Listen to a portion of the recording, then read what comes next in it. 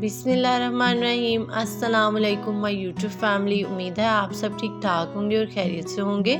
आज मैं आपके साथ शेयर करूंगी मटर स्टोर करने का तरीका। मटरों को हम कैसे फ्रीज़ कर सकते हैं। जैसा कि आप सबको पता है कि रमज़ान शरीफ आ रहा है और रमज़ान में जो है ना वो हर चीज़ की कीमत जो होती है वो डबल हो जाती है और मटरों का मौसम भी जा रहा है, तो मैंने सोचा क्यों ना मटर फ्रीज़ कर लिए जाएँ और इसकी रेसिपी भी जो है ना वो मैं आप लोगों के साथ शेयर करूँ।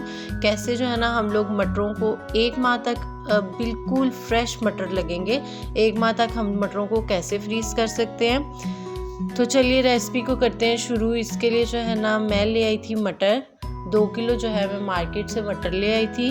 तो अब हम इनको छील लेंगे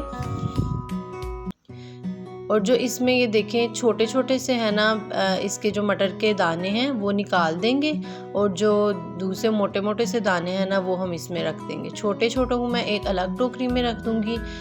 जो छोटे मटर हैं ना ये पास्ता वगैरह बनाने में काम आ जाएंगे, लेकिन सब्ज़ी में जब हम ये छोटे छोटे मटर डालते हैं ना तो वो सब्ज़ी थोड़ी थोड़ी मीठी होने लग जाती है। तो इसलिए हम इस तरह के जो छोटे छोटे से मटर हैं उनको अलग कर लेंगे और जो सही बड़े बड़े मटर हैं उनको मैं अलग कर लूँगी।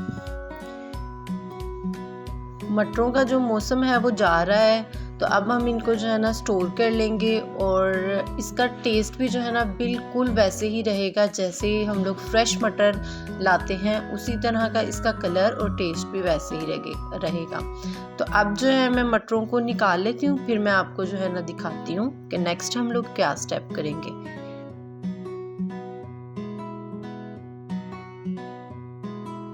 सारे मटर जो हैं मैंने निकाल लिए हैं, साफ़ सुथरे से हम लोगों ने मटरों के दाने निकाल लिए हैं मोटे मोटे, और जो इनमें छोटे छोटे मीठे मीठे से दाने थे उनको मैंने अलग कर लिया।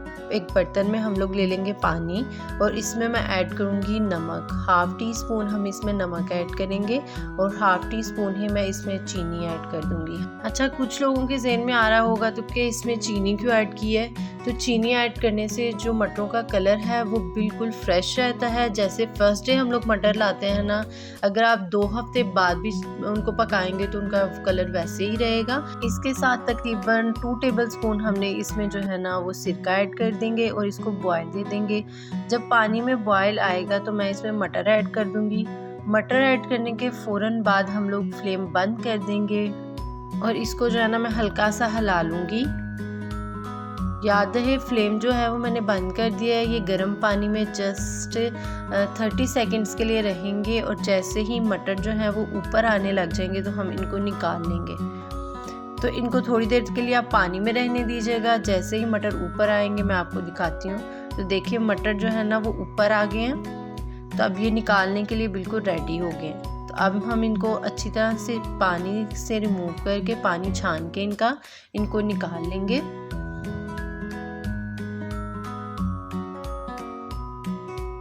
निकालने के बाद अब हम किचन टॉवल ले लेंगे और इसको बिछा लेंगे और उसके ऊपर जो मटर थे वो ऐड कर दूंगी और बिल्कुल हल्के हाथों से हम लोग जो है ना इनको खुश कर लेंगे और इसको जो है थोड़ी देर खुला छोड़ देंगे। आप पंखे के नीचे भी रख सकते हैं और इस तरह जो है ना मौसम नॉर्मल है इसलिए हम इस तरह इसको खुला छोड़ सकते हैं। अब जब वो खुश्क हो जाएंगे तो हम इसमें ऐड कर देंगे ऑयल। तकरीबन 2 टेबलस्पून मैं इसके ऊपर ऑयल ऐड कर दूंगी और हाथों की मदद से जो है ना अच्छी तरह से ऑयल लगा दूंगी। हल्का हल्का सा हर दाने पे हम ऑयल लगा देंगे।